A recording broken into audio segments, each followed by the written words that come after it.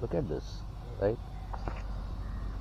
I mean, why wouldn't somebody buy it? At least why did I buy it? I bought it because the way it looks, it gives you that massive feel, right? I don't know about you. If you are seeing this, it might look a little smaller in the picture, but if you actually see it in reality, it would look huge. It would look huge, and it gives you that big bike feel, right? It gives you that big bike feel.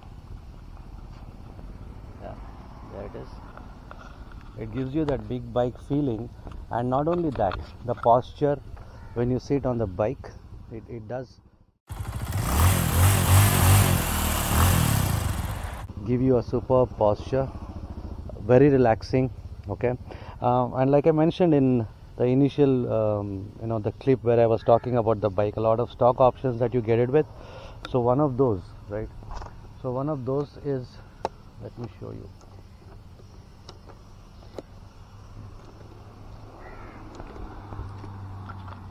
So we'll talk about the stock options, right? So one of those is this knuckle guard, right? The knuckle guard, as in you don't have to buy separately. This is a plastic, but I think it's a good, I feel it's a good material that they've used, right? If you need a little more sturdy, you might go for something from the aftermarket, right? That is one thing. And then you have a charger socket here. You see that? Yeah, which actually illuminates to a nice blue color in the low light situations where you can locate it easily. Then there is a bash plate,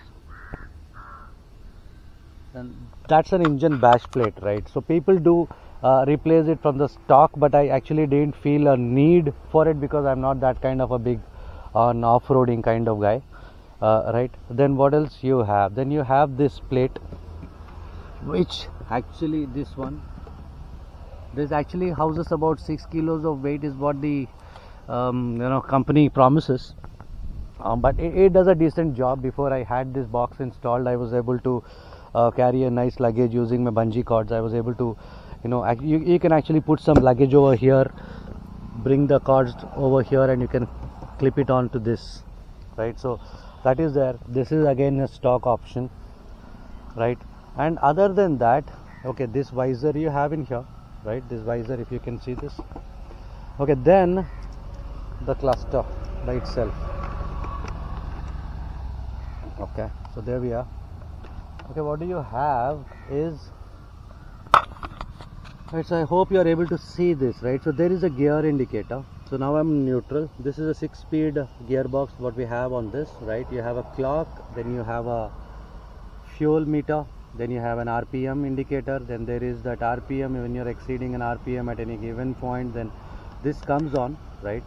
And then you have a neutral, like I said, then you have a trip. This is on trip A, so it is telling me on trip A average I got about 33.9 on then again you can go trip B 770. I did not reset it ever since I bought this bike, so there I got 33.4. now 12.4 watts, 770 lifetime, 89.8 kilometers. Okay, now the mileage, when you say about mileage, the mileage is pretty decent right now. Where it shows 33 or 34, that actually was at a 37.3 2 days ago, where I was riding on highways with less usage of clutch and all that. So there I got about 37 odd, though when you're in city with lot of clutch usage and you are on steep terrain, ups and downs and all that, there I think it is 33 to 34.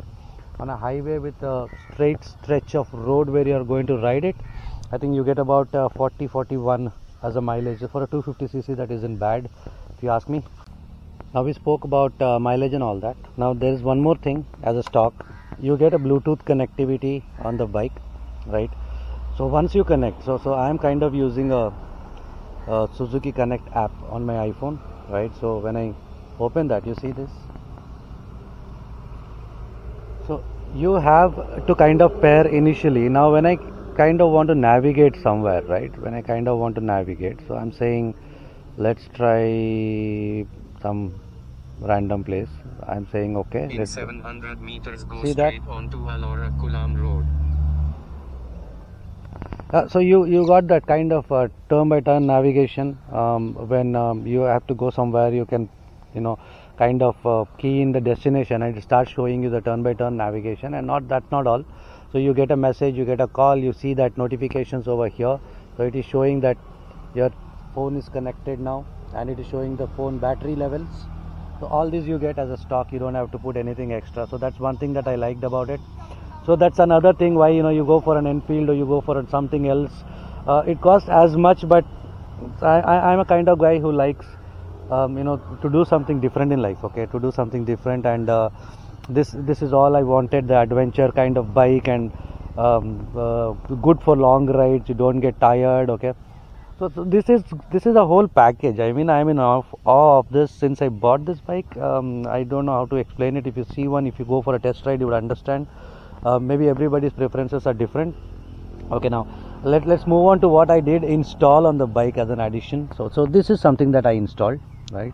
So this is the crash guard, which I ordered from Motor Talk. This costed me about 6,000 rupees. This is a must because this looks cool though, but then it doesn't feel that sturdy, no matter even if it is sturdy or not, but it would always protect your bike from crash, or when it leans on some terrain when you're riding. So this one comes as bodyguard as well as the engine safety as well. So this is pretty neat. So the one thing is, when you want to install this thing, you have to go to an accessory shop. Do not go to a mechanic shed. I'm not saying mechanics cannot do it. The guy who actually worked on this had to kind of struggle for about 2 hours before we got it finally installed, right? So that's okay, but he did the job. He's a good guy. Now this is another thing that I installed, which is a back mounted storage box. This is 28 liters. This costed me about 4,600. It's got a decent capacity in it.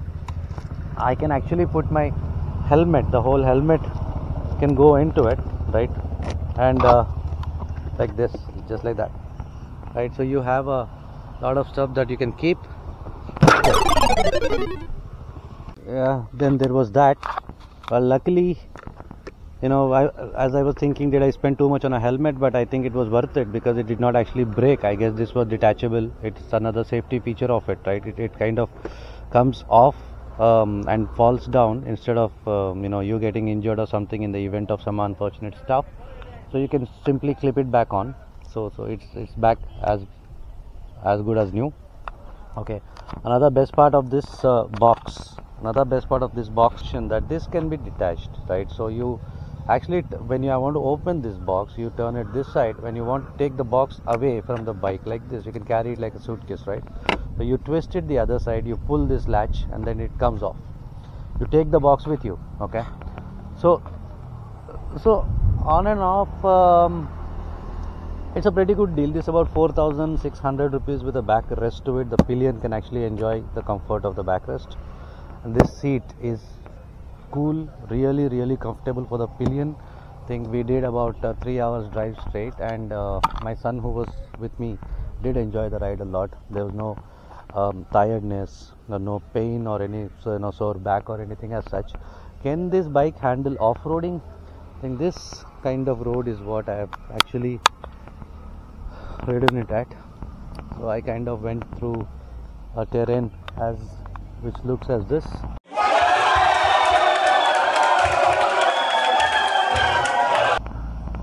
Not really a off-roading kind of scenario, but rough roads, rough patches, speed breakers, and these kind of things it did handle with ease.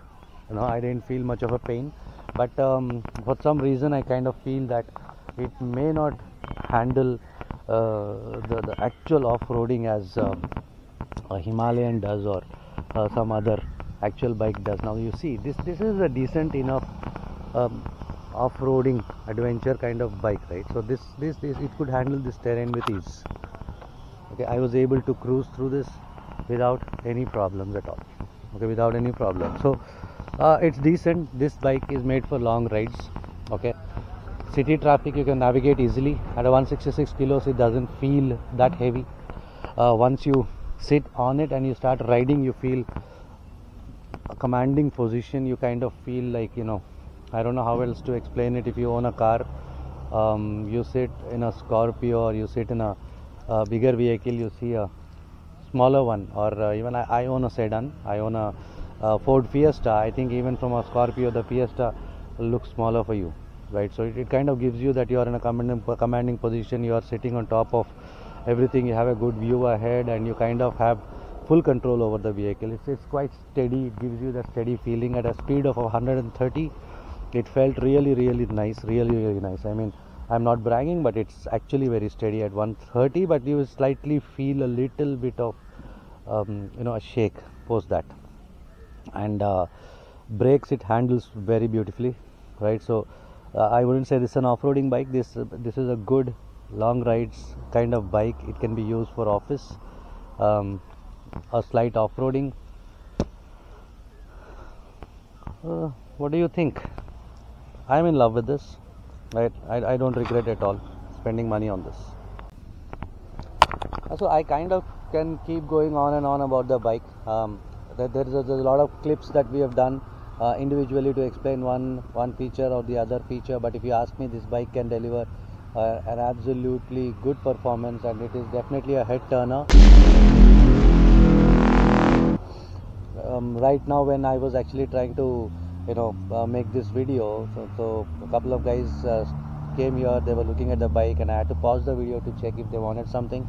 They wanted to know how much did it cost me, and I think the look on their faces looked like, okay, this is a good deal. And they said this is a nice bike. We never thought this would come at that cost, right? We thought this one is bigger. But yeah, bike is absolutely bigger, and it comes at a nice affordable cost. So I think it's a deal. It's a steal deal. I paid 2.75 lakhs in Kerala, but I think if you would buy it in Delhi or Chennai, I think it would come about a 20-25k cheaper basis what kind of road taxes that the government is taking from the basis the engine or the engine capacity or the vehicle that you are purchasing. So I think that is what it is, right? The ex-showroom price is somewhere around 2.25 or 230 if I'm not wrong. So you may add on the road tax that your state collects. So somewhere it is 245 on road, somewhere it is 260 on road. I ended up paying about 275 for this beauty, right? When I could have gone for a Himalayan, I could have gone for a Meteor, and Meteor was another choice that I had in mind, but I don't know why Suzuki never advertises this as much as the other brands do. But still, I would say it's a superb deal for 2.75. No regrets at all. If I buy another bike, it might probably be a Himalayan, the next one that they are releasing in the market. That would be absolutely for an off-roading, and that off-roading is when I think I'm ready for it, taken care of all the responsibilities. Then you go and play with some sort of have some adventure in life, right? So this right now my highway adventures can be fulfilled using this. Let's see a light off-roading. If I do some off-roading, I'll also post a video on the off-roading as we move ahead, right? So stay with me, stay tuned, please subscribe, share. Thank you very much.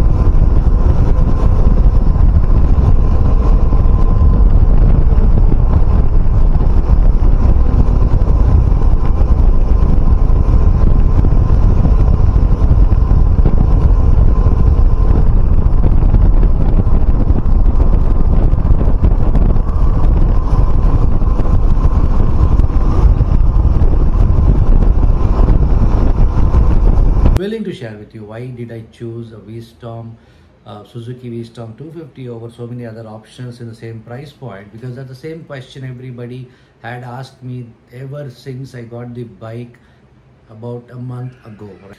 Now, when you talk about bikes, right? When you talk about bikes, the first thing that comes to your mind is an Enfield, right? So every brand has its own product that is glued into our heads, right? When you say toothpaste, it comes Colgate. When you say, I don't know, soap, it's a Lux or something like that. So when you say bike, right? Every third bike you see on the road is the Enfield, and obviously people love the bike, right? It's like kind of a soul of India, resides in it or something. Everybody is driving a Enfield. Having Enfield in life is kind of some sort of achievement, and I do feel so. I always wanted to have a Enfield of my own, the Bullet for that matter.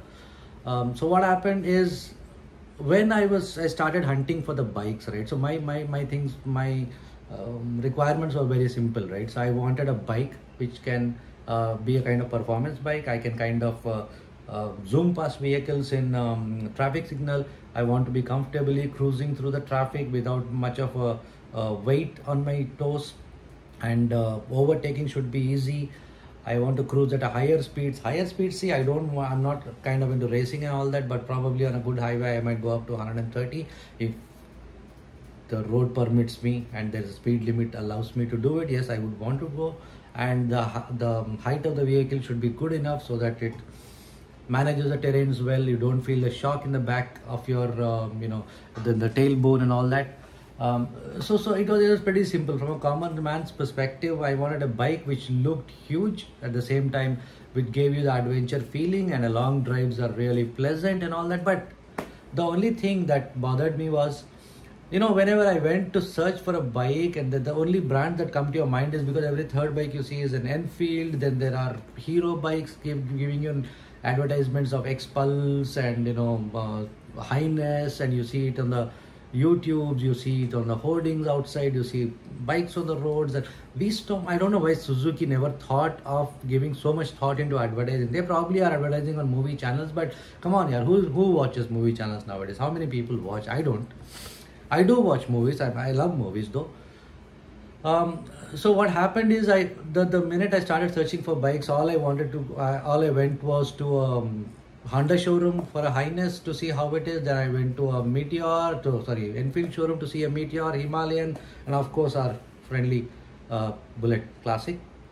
And my son is a big fan of Enfield, and he said, we will only buy Enfield because I want to go on a long rides. I said, okay, fine. Because then I went, and one other YouTuber, superb video it compared about 10 bikes which were adventure, with the price and with the range and with the what and all can it do, all sort of features and functions and all that, and it was an awesome video. That's where I saw Vstorm. But the problem was, it kept getting out of my mind, because the minute I started to go see a bike, right, this bike never occurred to me, because it was never in the picture. Always that Heroes and that the Hondas and that Enfields come into picture, because this was never in the in the view, never in the sight. It never came. Nobody is prompting you to do it. But it's not that you have seen it somewhere on the road, so you at least would say, okay, I want to see this bike, but you know what, no. Then one day we said, okay, fine. We finalized Meteor. We said, I want to go for a Stella Black, and then we were on the way to the showroom, and luckily on the way I saw a Suzuki showroom that was open, right? So I walked in, and there she stood, the Vstorm 250. The minute I laid my eyes on that, I don't know if you would define it as a love at first sight or whatsoever, but it stood tall, handsome. I mean, it gives you that feel that you're riding a huge bike. And the minute you see it, it's tall, it's comfortable, the handle raised to give you the comfort of the shoulder. I was in love instantly, right? So I didn't even give it a second thought. The sales guy didn't have to put any effort at all. I just zipped my card and I said, please swipe this for the down payment or whatsoever that your formality is, and rest we will talk later. I want to block this. And there were 3 colors available. One was a yellow, one was a black, and one was a orange. And yellow is something that appealed to me. Why yellow? Because I don't know, it looks good. Just like Apache RTR, when Apache RTR launched, that yellow was the statement it made, saying that this is the color which was never available in a bike, and this is the bike, and that actually was super popular. I wanted to buy Apache, and in fact, before I speak what I have today, I tell you what I had before. And I started with a smaller vehicle such as the 50cc TVS XL Champ. Then I went to Bajaj Chetak, which was a scooter, 150cc. Then I went for Suzuki Samurai 100cc two-stroke bike. And Suzuki, I'm a big fan because I've had that bike for almost about 18 years and it never ever gave me a trouble. Suzuki engines are awesome, right? And then the bike before this, I had an Apache RTR, TVS Apache RTR 160, which I had about 16 years with me with no problems or whatsoever, right? Now then I wanted to switch. Now I want to have a cruiser kind of feel. I want to have an adventure. I want it to look massive, lot of, all the jing bang, but I don't want to spend it on a BMW or something. I don't know where BMW service centers exist, or even do they exist, how costly it is. There's not much. It looks cool though, I agree. Yeah, Enfield everybody has. I'm not a big, I would say I'm a fan of Enfield, but a 200 kg bike in a city with traffic, I want to ride it in city as well, and I'm sure it is good to ride. I'm not saying no, but I prefer a little bit more comfort, little bit more foothold, and in a rainy terrain, in a slippery terrain, can I manage it, can I not I could have managed it, but I said no, let me see something else, right? So see, by any means, I'm not demeaning any Enfield or anything. I love that bike, absolutely. If I get a chance to buy another bike, it would be an Enfield Meteor, the next 650 version, or whatever that is they've launched. That is what I'm going to go for, right? Now, why this bike? So I'll tell you the reasons. I won't drag it anymore. Before we go to the bike, then let me tell you a few points why did I like it. One, the way it looks. It looks beautiful. It gives you the feeling that it's a premium adventure, top-notch, high-cost bike, right? Two, lot of things come with stock. As a stock, you mean the knuckle guards. It comes with side-by-side navigation, Bluetooth connectivity, call alerts, SMS alerts, all built into it. Trip A, Trip B navigation, Trip A, Trip B, the kilometers that you have ridden it, and then you also would get what is the average mileage you got on a Trip A, what is average mileage you got on Trip B. Then the side stand, if it is down, the engine wouldn't start. It will give you a gear indicator, which gear are you currently at. It will give you an RPM. It would say you are at this RPM. You can set a speed limit and an alarm that when you are exceeding certain speed limit, it will alarm you. Then you have your bash plate for the engine. You have this luggage rack, the plate in the back, which could carry about 6 kilos if you can actually zip it with a bungee cord or something, that it can hold that much. And then what else could you think of?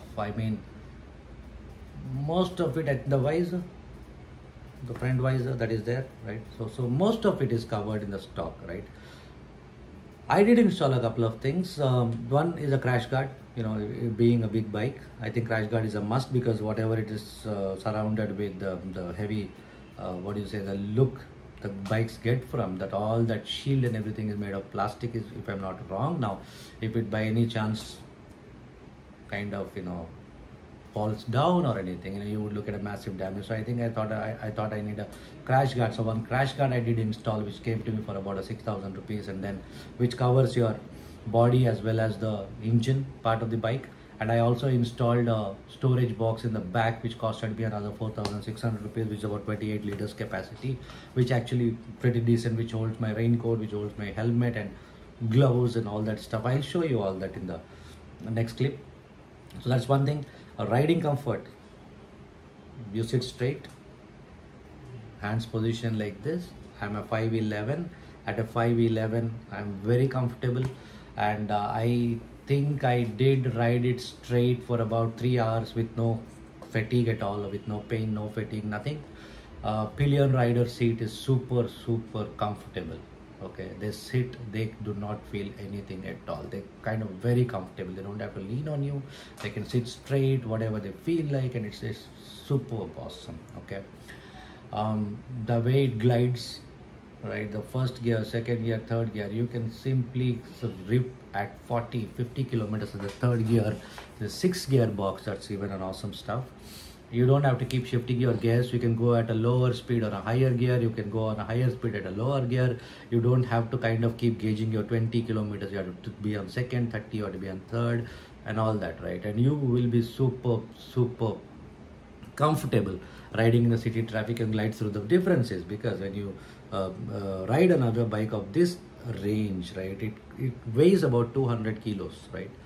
Almost 200. I think 199 point something is what Himalayan weighs, and similarly what it weighs of the weight of Meteor 350 is. This weighs about 167. It is 166 decimal something, so 167, let's keep it at that. About 30 kgs lesser than what it is for the other bikes in this segment. So I'm saying it's pretty cool, and it definitely is a head turner. You go wherever, it looks massive, it looks awesome. People do look at it. What kind of bike is that? Because a lot of people have reviewed it, a lot of people have posted videos. When as a common guy, a lot of people do not even know. And in fact, I'm being very honest, I did not know a Gixxer existed, bro. A Gixxer, Suzuki Gixxer was on the road. I did not realize that there's a bike as such on the road unless I went to the showroom. I don't know what Suzuki is too confident about their engines, and they think people would actually come all by themselves. But then, boss, you need to have some bikes on the road so people realize that you exist, right? So like, I fell in awe with the bike. I bought it at the instant, right? I would have seen a couple of bikes on the road. I might have gotten to you a month before, right? So now, a month down the line, 700 kilometers up approximately, first service done. I'm getting about 34.5 kilometers per liter in city. Longer rides, I've seen it going up to 37, which is basically a hilly terrain. I've taken guard roads and all that stuff. There I got about 37. I think on a straight road you might get about 40 to 41. So I think I've said much about it. So as a layman perspective, say, I'm not going to talk about torque and RPM and all that stuff that a lot of people do, because I didn't understand what a torque is, what an RPM is and all that. Yeah, that got a lot of things attached to it, but for me it was very simple. I took a test drive, I did, and I said, when I put it on a first gear, when I take it off, whether leave the clutch, would it give me the feel that I'm actually on a performance bike? And it did. Can I overtake someone? I could. Can I go at a higher speed without having any sort of vibration or anything? At 120 is what I've touched on a legible permitted location where the area was completely clean. I'm saying do not race on public roads, which I do not, but I did it in ideal conditions. It was awesome. No vibration, nothing of any that sort, right? So, and it gave me all that feeling that I need to have in a bike in my budget. So I went for it. It's up to you. It's not an opinion. I'm not going to push anything to anybody. I'm saying what appealed to me in the bike and how do I feel. Do I regret my decision? No. I'm really happy about the decision I made in this bike, right? I'm looking forward to do a lot of long rides, and I will also post, whatever I did. And I do love riding the bike all the time. But you know what? In a city like this, my office is like 15 minutes away. If I go by a bike also, by the time you start enjoying it, if the office comes, and then by the time you come back home again, things like that. So I want to kind of, every weekends we kind of go for about 60-65 kilometers one way ride, and then satisfy myself saying I did a good job and I loved the ride. Now I want to do a long ride, probably an all India tour if time permits and your love encourages me. You like my videos, and I probably would plan a all India tour on this bike. So enough of me bragging about the bike. Why do I have, what do I have? But let me show you a glimpse of what I'm talking about. What features does it have to offer? And I hope you like the video. Please do subscribe and please do share. This is nothing to do with technical. You want technical, you get brochures. You can download it off the website. You can see a lot of other perfect videos that people have posted, and in fact I am a fan of a lot of those videos. I've seen before I decided this bike. I'm not lying to you, but when you see it, you will love it, right? So I saw it, I loved it. I would definitely think you would love it. Let me show you the bike and you decide. Thank you very much for watching patiently. let's move on to the bike now. Thanks.